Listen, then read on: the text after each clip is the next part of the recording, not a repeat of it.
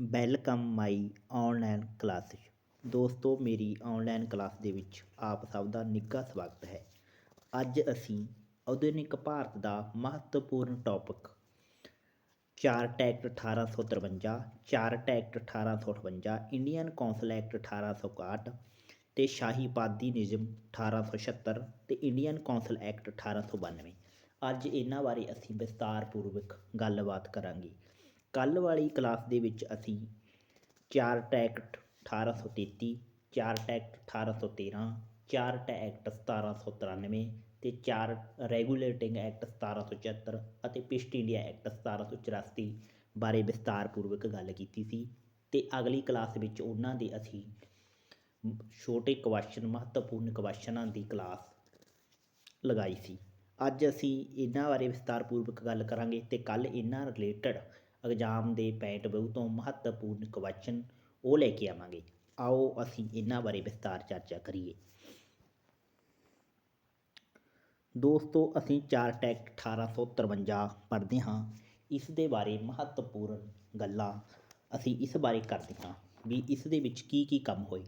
Chart act 1853, ਜਦੋਂ chart act 1853 ਆਇਆ ਉਸ ਟਾਈਮ ਦੋਸਤੋ ਗਵਰਨਰ ਜਨਰਲ ਲਾਰਡ ਡਲਹੌਜੀ ਸੀ।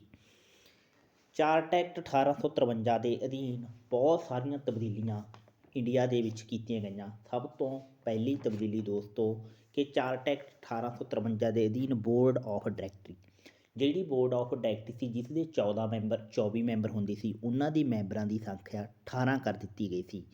ਅਤੇ ਪਹਿਲਾਂ ਦੋਸਤੋ ਗਵਰਨਰ ਜਨਰਲ ਦੀ ਕਾਰਜ ਪ੍ਰਸਿੱਧ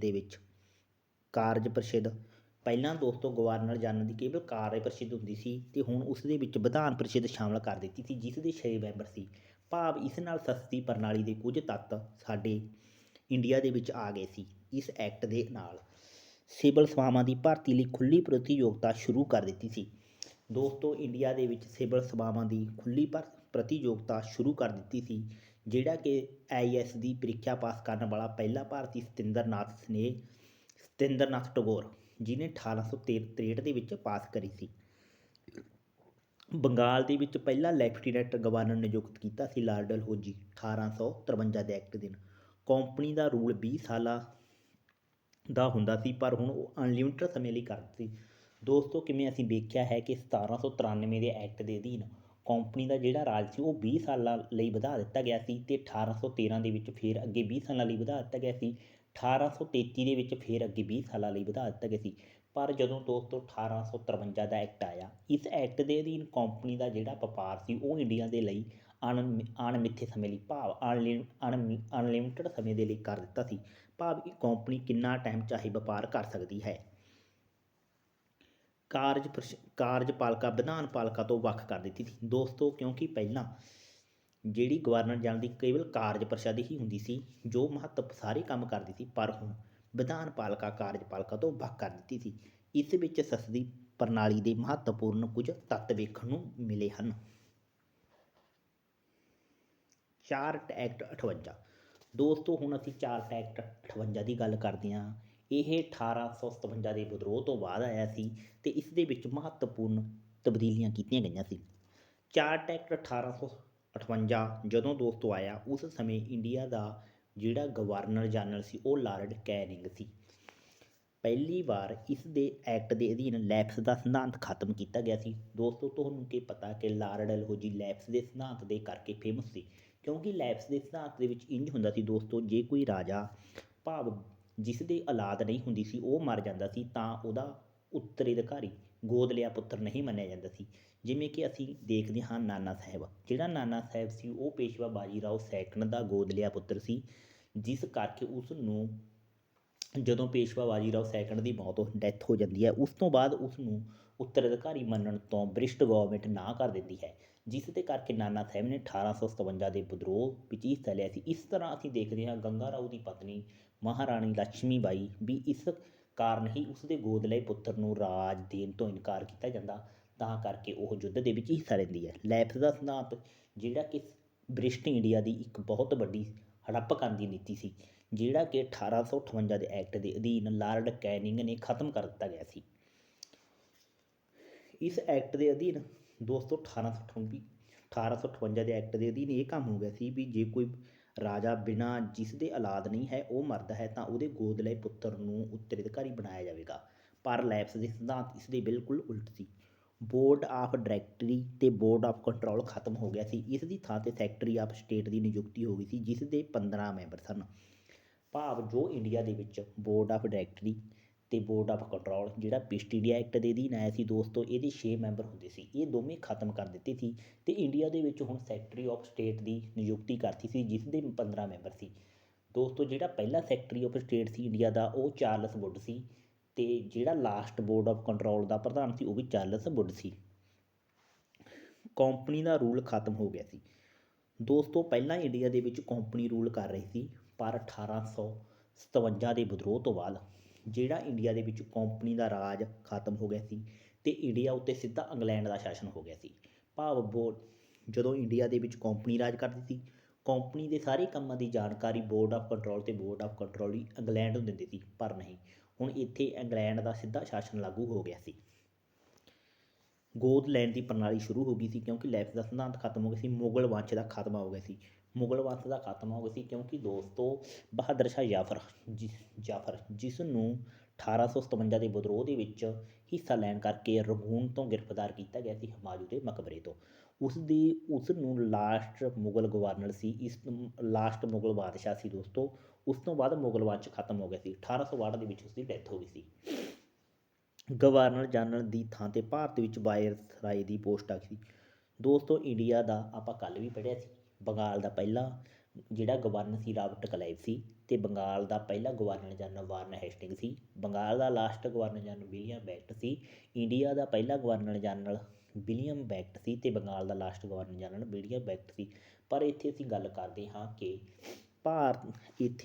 ਕਰਦੇ ਹਾਂ ਕਿ ਇੰਡੀਆ ਦਾ ਲਾਸਟ ਗਵਰਨਰ ਜਨਰਲ ਕੌਣ ਸੀ। ਇੰਡੀਆ ਦਾ ਲਾਸਟ ਗਵਰਨਰ ਲਾਰਡ ਕੈਨਿੰਗ ਸੀ ਤੇ ਉਹ ਇੰਡੀਆ ਦਾ ਪਹਿਲਾ ਵਾਇਸਰਾਏ ਵੀ ਬਣਦਾ ਹੈ ਕਿਉਂਕਿ ਇਸ ਦੇ ਨਾਲ 1858 ਦੇ ਐਕਟ ਦੇ ਨਾਲ ਗਵਰਨਰ ਜਨਰਲ ਦੀ ਪੋਸਟ ਖਤਮ ਕਰ ਦਿੱਤੀ ਸੀ ਤੇ ਇੰਡੀਆ ਦੇ ਵਿੱਚ ਵਾਇਸਰਾਏ ਆ ਗਿਆ ਸੀ। ਹੁਣ ਅਸੀਂ ਗੱਲ ਕਰਦੇ ਹਾਂ ਦੋਸਤੋ 1861 ਦੇ ਇੰਡੀਅਨ ਕੌਂਸਲ ਐਕਟ ਦੀ।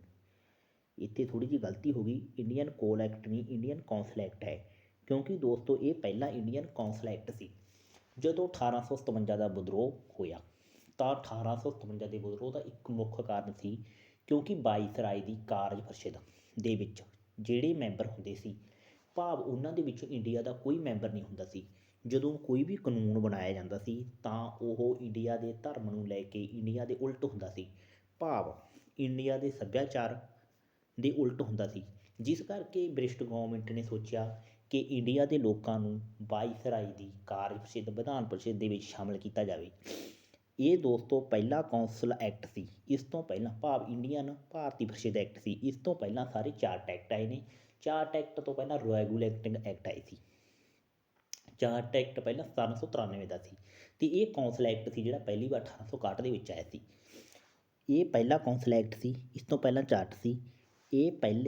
ਇਸ ਐਕਟ ਦੇ ਅਧੀਨ ਦੋਸਤੋ ਪਹਿਲੀ ਵਾਰ 3 ਗੈਰ ਸਰਕਾਰੀ ਮੈਂਬਰ ਭਾਰਤੀਆਂ ਨੂੰ ਵਾਇਸਰਾਏ ਦੀ ਵਿਧਾਨ ਵਿੱਚ ਸ਼ਾਮਲ ਕੀਤਾ ਗਿਆ ਸੀ।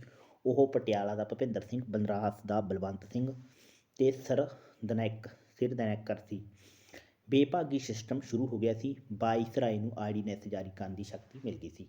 ਦੋਸਤੋ ਕਿਹੜਾ ਐਕਟ ਤੁਹਾਨੂੰ ਐਗਜ਼ਾਮ ਦੇ ਵਿੱਚ, ਕਿਉਂਕਿ ਇੱਥੇ ਮਹੱਤਵਪੂਰਨ ਕਈ ਪ੍ਰਸ਼ਨ ਇਸ ਦੇ ਵਿੱਚੋਂ ਬਣਦੇ ਨੇ, ਜਿਵੇਂ ਕਿ ਇਸ ਐਕਟ ਦੇ ਅਧੀਨ ਵਾਇਸਰਾਏ ਨੂੰ ਆਰਡੀਨੈਂਸ ਜਾਰੀ ਕਰਨ ਦੀ ਸ਼ਕਤੀ ਮਿਲ ਗਈ ਸੀ 1861।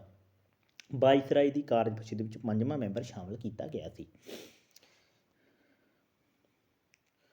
ਸ਼ਾਹੀ ਅਧੀਨਿਯਮ 1876 ਦੇ ਕੌਂਸਲ ਐਕਟ ਨੂੰ ਸ਼ਾਹੀ ਅਧੀਨਿਯਮ 1876 ਕਿਹਾ ਜਾਂਦਾ ਹੈ। ਇਹ ਇਸ ਕਰਕੇ ਕਿਹਾ ਜਾਂਦਾ ਹੈ ਕਿਉਂਕਿ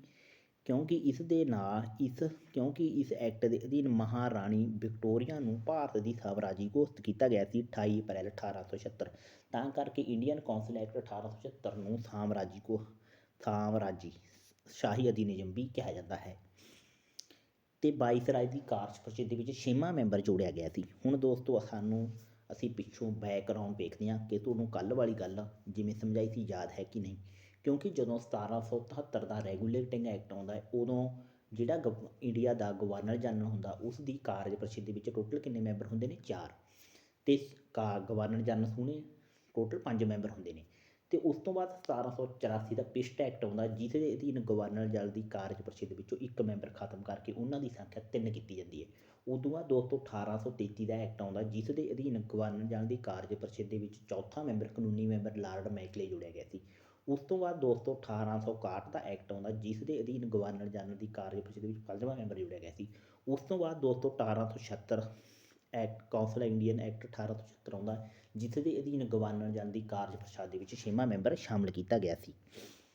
ਹੁਣ ਅਸੀਂ ਪੜ੍ਹਦੇ ਹਾਂ ਦੋਸਤੋ ਇੰਡੀਅਨ ਕੌਂਸਲ ਐਕਟ 1892। 1892 ਦੇ ਐਕਟ ਦੇ ਅਧੀਨ ਭਾਰਤੀਆਂ ਨੂੰ ਵੋਟ ਦੇਣ ਦਾ ਅਧਿਕਾਰ ਮਿਲ ਗਿਆ ਸੀ।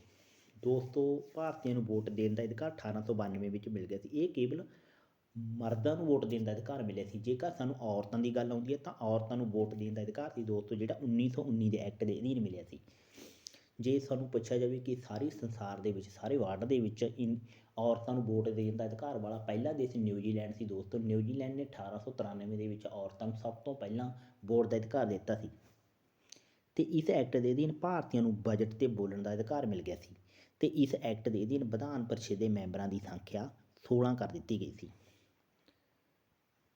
ਦੋਸਤੋ ਆਸ ਕਰਦਾ ਹਾਂ ਕਿ ਤੁਹਾਨੂੰ ਅੱਜ ਦੀ ਕਲਾਸ ਬਹੁਤ ਵਧੀਆ ਲੱਗੀ ਹੋਵੇਗੀ। ਕੱਲ੍ਹ ਨੂੰ ਅਸੀਂ ਇੰਡੀਅਨ ਐਕਟ 1919, 1909 ਅਤੇ 1935 ਲੈ ਕੇ ਆਵਾਂਗੇ ਅਤੇ ਉਹਨਾਂ ਤੋਂ ਪਹਿਲਾਂ ਅਸੀਂ ਇਹਨਾਂ ਨਾਲ ਹੀ ਰਿਲੇਟਡ ਜੋ ਐਗਜ਼ਾਮ ਦੇ ਪੁਆਇੰਟ ਵਿਊ ਤੋਂ ਮਹੱਤਵਪੂਰਨ ਪ੍ਰਸ਼ਨ ਨੇ ਉਹਨਾਂ ਦੀ ਇੱਕ ਕਲਾਸ ਲੈ ਕੇ ਆਵਾਂਗੇ। ਜੇਕਰ ਤੁਹਾਨੂੰ ਆਪਣੀ ਕਲਾਸ ਵਧੀਆ ਲੱਗੀ ਤਾਂ ਚੈਨਲ ਨੂੰ ਸ਼ੇਅਰ, ਲਾਈਕ ਅਤੇ ਕਮੈਂਟ ਜ਼ਰੂਰ ਕਰੋ। ਥੈਂਕਸ ਸਾਰਿਆਂ ਦਾ। ਇਸ ਤਰ੍ਹਾਂ ਹੀ ਬਣੇ ਰਹੋ।